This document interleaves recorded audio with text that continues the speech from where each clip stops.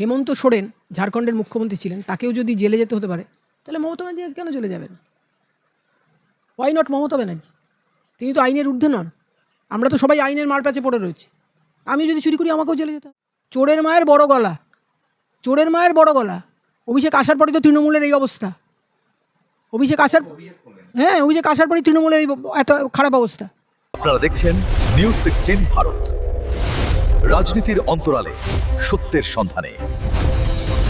আপনার সবারই অপছন্দ বা উনি হিসাব মতো বলতে গেলে যে জিনিসটা সবচেয়ে আগে বলতে হয় উনি মিথ্যেবাদী।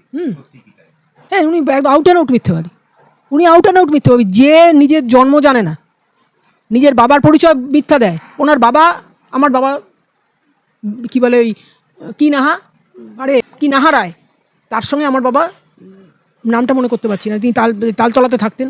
তিনি মারা যাওয়ার পরে আমাদের সুদীপ বন্দ্যোপাধ্যায় একবার মমতাদি বাড়িতে গেলেন, গিয়ে বললেন, মমতা, বিজয় সিং নাহারের সঙ্গে বিজয় সিং নাহার মারা গেছে।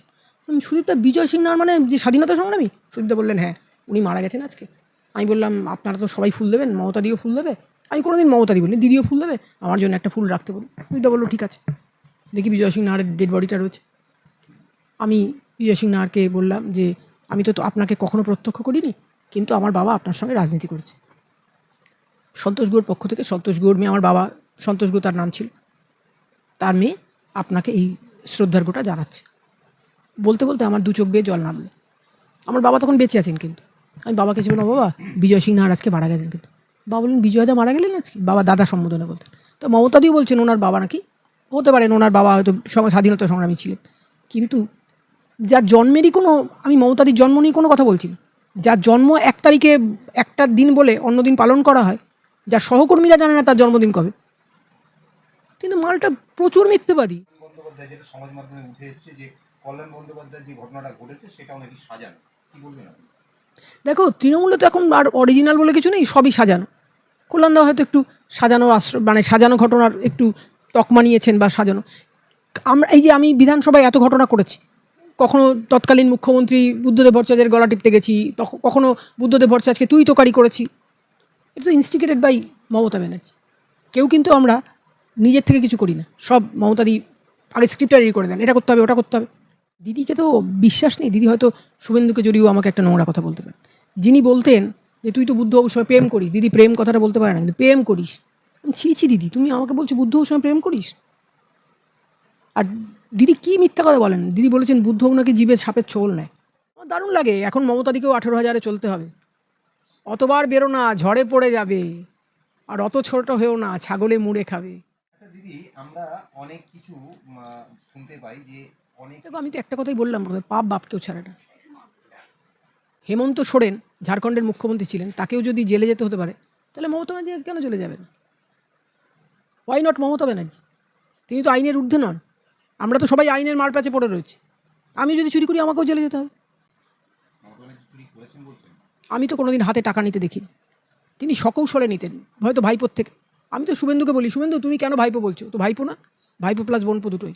শুভেন্দু বলে, না দিদি, আমি তো ভাইপো বোনপো কিছুই বলি না, আমি বলি বাছুর। হ্যাঁ, আমি তো কোনোদিন বিজেপি করিনি। আমি তো 2021 থেকে বিজেপি, আমাকে বিজেপি তখন কি যেন কৈলাস বিজয়বর্গী, যখন আমাকে টিকিট দেওয়া হলো না, আমি কাঁদতে কাঁদতে মুকুলদাকে ফোন করেছি। মুকুল রায়কে তো আজকে মেরে ফেললো। তো যাই হোক, হোয়াট এভার ইট ইস। তো মুকুলদাকে বললাম, মুকুলদা আমি কিন্তু বিজেপিতে জয়েন করতে চাই। মুকুলদা বললেন, তুইও বিজেপি করবি? তখন আমি বললাম, আমাকে তো দল টিকিট দিল না। তখন সুব্রত বক্সি আমাকে ফোন করলেন। সুব্রত বক্সি মানে তৃণমূলের যে পার্টি প্রেসিডেন্ট। বললাম, কী বক্সিদা, কেন ফোন করেছো? এই অধমকে তোমার হঠাৎ এত দরকার পড়লো কেন? বলো, ওস্তাদ তুই কালকে সকালবেলা আমার ভবানীপুরের বাড়িতে আসতে পারবি? কেন, কোথায় যেতে হবে? বলো, ভবানীপুরের বাড়িতে। ভবানীপুর বাড়ি চিনিস তো না? হ্যাঁ। তারপরে আমি গেলাম ট্যাক্সি নিয়ে, বোধহয় ট্যাক্সি নিয়ে গেছিলেন, নিয়ে গেলাম। বক্সিদা খুব কাঁদলেন। আমি বললাম, বক্সিদা তুমি কাঁদছো কেন? আমি তখন কান্নার মানে বুঝতে পারছি না। বললেন, ওস্তাদ তোকে বোধহয় এবার আমরা টিকিটটা দিতে পারছি না। তখন আমি বললাম, কেন, কী অপরাধ আমার? আমি তো পার্টির জন্য নিজেকে নিঃশেষ করে দিয়েছি। বললো, ওই যে ভাইপো। ভাইপোকে কী দিতে হবে বক্সিদা? আমি তো ভাইপোর মায়ের বয়সী, আমি তো ভাইপোর সঙ্গে বেড শেয়ার করতে পারবো না। তা বাদ দিয়ে তুমি আমাকে যা বলো, আমি তো পার্টি কমিটেড। পার্টির প্রতি আমার মানে যদি জীবনটাও দিয়ে দিতে বলেন, আমি জীবনটা দিয়ে দেবো। বক্সিদা খুব কাঁদলেন। বললেন, আমি যদি জগন্নাথের খুব ভক্ত, বক্সিদা জগন্নাথের খুব ভক্ত, আমি বক্সিদা একসঙ্গে পুরী যেতাম। বা পুরী, এখন জানি না প্রভু জগন্নাথ ডাকবেন কি না, অনেকবারই আমি আর বক্সিদা একসময় পুরীধামে আমার বক্সিদার দেখা হয়েছে। বললেন, আমি জগন্নাথের খুব ভক্ত, তুই জানিস তো ওস্তাদ, যদি তোকে টিকিট না দেওয়া হয় আমি মমতা দিকে দিয়ে তোকে একটা ফোন করাবো। আমি সারাদিন ফোনের সামনে বসে থাকলাম, এই বুঝি দিদি ফোন করবেন, এই বুঝি দিদি ফোন। তখন তো এটা তো বিজেপি না, তৃণমূল, মমতারই শেষ কথা। দিদি একটাও ফোন করলেন। আমি যখন বিজেপিতে জয়েন করে গেছি তখন একটা ফোন বাজলো, আমি ভেবেছি বোধহয় দিদি ফোন করেছে। তখন ওই পার থেকে একটা পুরুষের গলা। তখন আমি বলছি, কে বলছেন? বক্সিদা কথা বলছো? আমি বক্সিদাকে তুমি সম্বোধনী বলি। বলে, না দিদি, আমি সুমিত, মানে অভিষেকের সেক্রেটারি। তখন আমি বললাম, হ্যাঁ সুমিত বল। বললো, আজকে বস একবার আপনাকে আসতে বলেছে, সন্ধ্যাবেলা আপনি কী করছেন? তখন আমি হাসতে হাসতে বললাম, সুমিত, এখন তো আমি বিজেপিতে জয়েন করে গেছি, আর এখন আর ডেকে আমাকে কী হবে? তো এখন আমি গিয়েও তোদের এম্বারাস করবো না, আর নিজেও এম্বারাসড হবো না। বললেন, না বস একটু আপনার সঙ্গে কথা বললাম, টাইম ইজ ওভার, তোদের যখন ফোন করার দরকার ছিল তোরা তখন ফোন করিস। বক্সিদা হয়তো রিকোয়েস্ট করেছেন কি করেননি আমি জানি। বক্সিদার কান্নাটা ছিল আন্তরিক। বক্সিদা এখনও নিশ্চয়ই আছেন, থাকুন, আরও কয়েক বছর পৃথিবীতে বেঁচে থাকুন। বক্সিদার তো আমাদের থেকেও বড়। বক্সিদা কিন্তু আমার মাকে মাদার বলতে। মা যেদিন মারা গেলেন, বক্সিদা ডেড বডি শ্মশানে, আমি বক্সিদাকে ফোন করলাম, বক্সিদা মা চলে গেলেন বলে আমি খবর পেয়েছি, আমি এক্ষুনি শ্মশানে আসছি। কোন শ্মশানে দিয়েছিস তোরা? কালীঘাট মহাশয়। বক্সিদা এসে মায়ের পায়ে হাত দিয়ে প্রণাম করলেন। এই জিনিসটা তো আমি ভুলতে পারবো। বক্সিদার কান্নাটা ছিল খুব আন্তরিক। চোরের মায়ের বড় গলা, চোরের মায়ের বড় গলা। অভিষেক আসার পরই তো তৃণমূলের এই অবস্থা। অভিষেক আসার পরই তৃণমূলের এই এত খারাপ অবস্থা। দিদি, আমরা যে জিনিসটাকে নিয়ে একটুখানি আবার জানার চেষ্টা করব, সেটা হচ্ছে মমতা বন্দ্যোপাধ্যায় মুখ্যমন্ত্রী থেকেছেন, মুখ্যমন্ত্রী কি বলবেন এই দুর্নীতির কারণ? চোরেদের সরকার, আর নেই দরকার। মানুষ এখন মমতা দিকেই আর দরকার নেই বলে ব্রাত্য করে দিয়েছে। এবার কি প্রত্যেককে আস্তে আস্তে জেলের মুখে যেতে হবে? দেখুন, সবাই তো আইনের দ্বারস্থ, আমরা মানে আইনের অধীনে আছি। কেউ চুরি করলে তিনি তো জেলে যাবেনই, ইভেন ইনক্লুডিং মমতাদি। মমতাদিও যদি 1 টাকাও চুরি করেন, যদি আইন বুঝতে পারে যে তিনি বেপথে টাকা নিয়েছেন বা চুরি করে টাকা নিয়েছেন, মমতাদিকেও জেলে। যেতে হবে না? না, কেন অভিষেককে যেতে হবে? অভিষেক বলছেন ওনার নামে উনি সিআইডি মিআইডি অত কিছু বোঝেন না, হ্যাঁ, সিবিআই কেই পাত্তা দেন না। হ্যাঁ, চোরের মায়ের বড় গলা, চোরের মায়ের বড় গলা। অভিষেক আসার পরই তো তৃণমূলের এই অবস্থা। অভিষেক আসার পরই তৃণমূলের এই এত খারাপ অবস্থা। অভিষেক তো কোনোদিন মানে আন্দোলন করেই বড় হয়নি, কোনো ছাত্র আন্দোলন না, কোনো সাধারণ আন্দোলন না। অভিষেক তো কোটায় নেতা হয়েছে। হ্যাঁ, ঝরঝর ইংলিশ বলতে পারে। অনেকেই, আমার বাচ্চাও ঝরঝর ইংলিশ বলতে পারে। তাকে সাউথ পয়েন্টে ভর্তি করা হয়েছিল।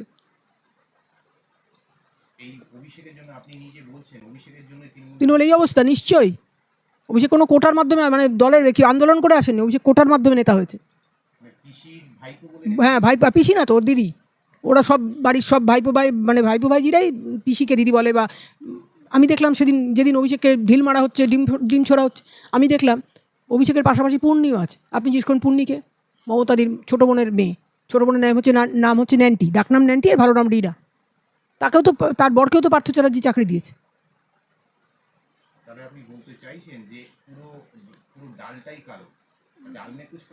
পুরো ডালটাই কালো। অভিষেক কিন্তু ভাইপো না, ভাইপো প্লাস বোনপো দুটোই। অভিষেকের মা আমার খুব ভালো বন্ধু, কিন্তু বাবা তো সেজো ভাই। বলে না, ও শুধু শেষদার বউ না, ও মমতাদির মামা তো বোন। আচ্ছা, এইবার লাস্ট একটা প্রশ্নতে করব যে আমরা দিন না গলায় ধরে এই কথাটা আমি অনেক আগেই শুনেছি। ওনার নামে তো কোনো কিছু প্রুফ হয়নি বলছে। প্রুফ তো সময় দিতে হবে, উনি এখন নাকি বর্তমান মুখ্যমন্ত্রীকেও চোর বলছে। চোরের মায়ের বড় গলা। শুভেন্দু অধিকারী ভবানীপুরের এখন এমএলএ পদে আছেন, উনি নন্দীগ্রামটা ছেড়ে দিচ্ছেন, কিন্তু মুখ্যমন্ত্রী হওয়ার পরে আপনার কেমন লাগবে? দারুণ লাগছে। আমি যার জন্য প্রচারে গেছিলাম সেই প্রচারটা তো আমার সাকসেসফুল হয়েছে।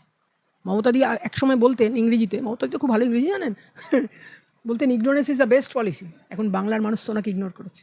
বাংলার মানুষ বলছে, দিদি তোমার আর দরকার নেই, তুমি এবার ফোটো।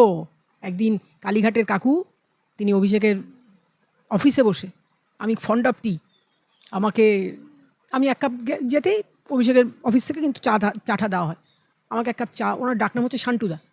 আমাকে শান্টুদা তুমি বসে আছো? বলে, হ্যাঁ বস তো নেই। ওরা অভিষেককে সব বস বলে। আমরা তো বস শুনে অভ্যস্ত না, আমরা দিদি বা খুব বেশি হলে পিসি। তখন শান্টুদা চা খাও। শান্টুদা মিথ্যা কথা বলবো না, প্রথমে খুব ভালোভাবে চাটা দিল। আমি বললাম আমি ফন্ড অফ টি। বসে থাকতে থাকতে আবার চা তেষ্টা পেয়েছে, কারুর জল তেষ্টা পায়, আমার একটু চা হলে ভালো হয়। তখন আমি বললাম শান্টু, তো আরেক কাপ চা হবে? উনি বলছেন 1 কাপ চা তো খেয়েছো। তখন আমি বললাম হ্যাঁ 1 কাপ চা খেয়েছি। তখন আমি ডেপুটি স্পিকার, আরেক কাপ চা পাওয়া যাবে না? আমি যেন কাতরে চা চাইছি, ভিক্ষা। বলছে 1 কাপ চা তো খেয়েছো, ফটো ফটো। তখন আমি বললাম ও শান্টুদা, তুমি কার সঙ্গে কথা বলছো? আমি বাংলার ডেপুটি স্পিকার। আমাকে যদিও দিদি বাংলার ডেপুটি স্পিকার করেছেন, আমি নিজে থেকে হইনি। এবার তাহলে কিন্তু আমরা সাতগাছিয়া থেকে অভিষেককে ফুটিয়ে দেবো। আমি তখন কঠিন হয়ে গেছি, আমার আত্মসম্মানে ঘা লেগেছে। তখন অভিষেক ঢুকে গেছে। কী হয়েছে সোনালি পিসি? শান্টুবাবু কী হয়েছে? দেখো না বস। সোনালি দিকে চা দিচ্ছে। বললাম বাবু একটা কথা ভালো করে শোন, তোদের বাড়িতে গেলে আমি ক কাপ চা খাই? তখন বলে অভিষেক কিন্তু কঠিন। অভিষেক ফটো ফটো শুনে নিয়েছে তো। তখন কেন শান্টু কাকু তুমি এরম বললে? তখন আমি বললাম বাবা আমাকে কিন্তু প্রথমে 1 কাপ চা দেওয়া হয়েছে, চা উইথ বিস্কুট। আমি বিস্কুট করে ভালোবাসি না, চাটা একটু খেলে আমার ভালো লাগে। তখন আমি বললাম 1 কাপ চা কিন্তু শান্টুদা আমাকে দিয়েছে। দ্বিতীয় কাপ চা চাইতেই আমাকে বলছে ফটো ফটো। শান্টুকু এই কথাটা বলা তোমার উচিত হয়নি। কিন্তু কার ইনস্টিগেশনে অভিষেক এই কথাটা বলেছিল? অভিষেকের একটা যদি হালকা ইশারা না থাকতো তাহলে শান্টুদার বাবার ক্ষমতা ছিল না যে আমাকে বলতো যে ফটো ফটো। আজকে আমি বুদ্ধদেব বাবুর প্রতি অনেক অসম্মান করেছি, তিনি তো আর পৃথিবীতে নেই। কার নির্দেশে করেছি? এখন যদি মমতাদি বলে তোকে আমি বলেছি গালাগালিতে, মমতাদি কোনো দিনও বলেনি কারণ, কিন্তু উত্তেজিত করতেন আমাদের। তিনি যেদিন মাইতিপাড়ায় মার খেলেন সিঙ্গুর যাওয়ার পথে, যেদিন আমরা বিধানসভাটা ভাঙচুর করলাম, সেদিন উনি হাতে একটা সংবিধান নিয়ে বলছেন পার্থদা, তখন পার্থদা অপোজিশন লিডার, পার্থদা দেখুন আমাকে মাইতিপাড়ার মুখে মারা হয়েছে অমুক তো। পার্থদা লিডার দ্য অপোজিশন। কে মেরেছে? আশিস ব্যানার্জি তো একটু শর্ট হাইট, আশিস ব্যানার্জি একটা বাজে গালাগালি দিয়ে বলছেন কোন অমুকের বাচ্চারা আপনাকে মেরেছে। দিদি আমাদের উত্তেজিত করছে, আমি বালুদা, অরূপ, আরাবুল, দুলাল বর সব বসে আছি। তখন আমরা খেপে গেলাম। পার্থ বললো চল আজকে বিধানসভা রাখবোই না। তখন আমি বলছি উত্তেজিত হয়ে একটা দেশলাই দে, লাইটার দে, দেশলাই বলিনি, একটা লাইটার দে, মানে সব জ্বালিয়ে দেবো। শুভেন্দু জিতে গেছে, আমি খুব খুশি, খুব আমার গর্ব হচ্ছে। আমার থেকে জুনিয়র সে তো মমতাদিকে আজকে হারালো। আমি তো বললাম শুভেন্দু অধিকারী লাজবাব। শুভেন্দু আমার থেকে বয়সে ছোট, কিন্তু তার নেতৃত্বেই একদিন বাংলার সব কারখানার চিমনি দিয়ে ধোয়া বেরোবে, লক্ষ লক্ষ মানুষের কর্মসংস্থান হবে, বাংলা আবার দ্রুত গতিতে সগর্বে ফিরবে। আবার বাংলার লোকের আমরা বলতে পারবো what Bengal things today, India things tomorrow. আপনারা দেখছেন নিউজ 16 ভারত, রাজনীতির অন্তরালে সত্যের সন্ধানে।